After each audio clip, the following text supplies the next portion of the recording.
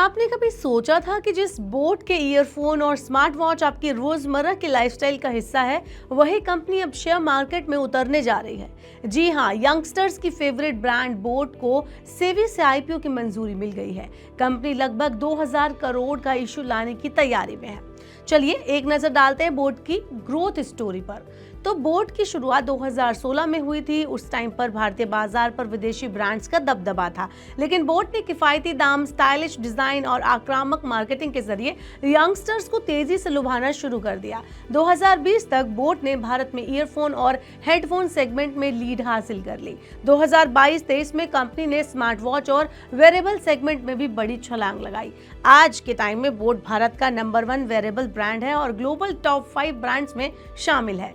IPO से जुटाए गए पैसों का अब कहां इस्तेमाल होगा, तो इसकी बात करें तो बोर्ड का कहना है कि आईपीओ से जुटाई जाने वाली रकम का इस्तेमाल कई महत्वपूर्ण सेक्टर्स में किया जाएगा, जैसे नए product development, company smart glasses, gaming gear और एआई पावर्ड वेरेबल्स जैसे इनोवेटिव प्रोडक्ट लॉन्च करना चाहती है। तो यहाँ पर इस आईपीओ से जो पैसा आएगा उसको यहाँ पर लगाने की तैयारी है। दूसरा, मैन्युफैक्चरिंग क्षमता बढ़ाना।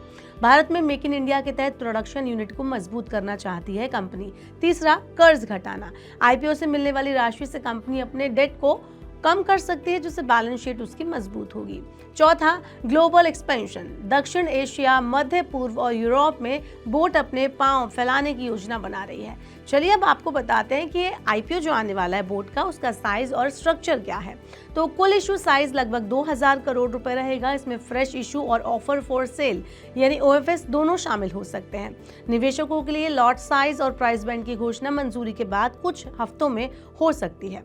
बता दें कि बोर्ड के साथ साथ सेबी ने 12 और कंपनियों को आईपीओ लाने की मंजूरी दी है।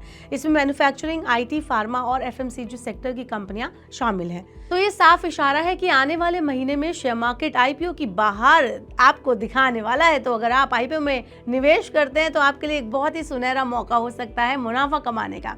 अब आपके दिमाग में एक सवाल आ रहा होगा कि बोट ने आईपीओ के लिए ये टाइम क्यों चुना। तो 2024-25 में भारतीय इक्विटी मार्केट ने आईपीओस के प्रति रुझान जो है मजबूती से दिखाया।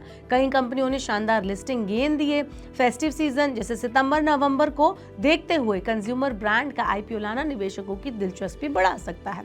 वहीं कुछ आईपीओ लिस्टिंग डे पर कमजोर भी रहे हैं, जिससे निवेशकों के मन में रिस्क का भाव बना हुआ है।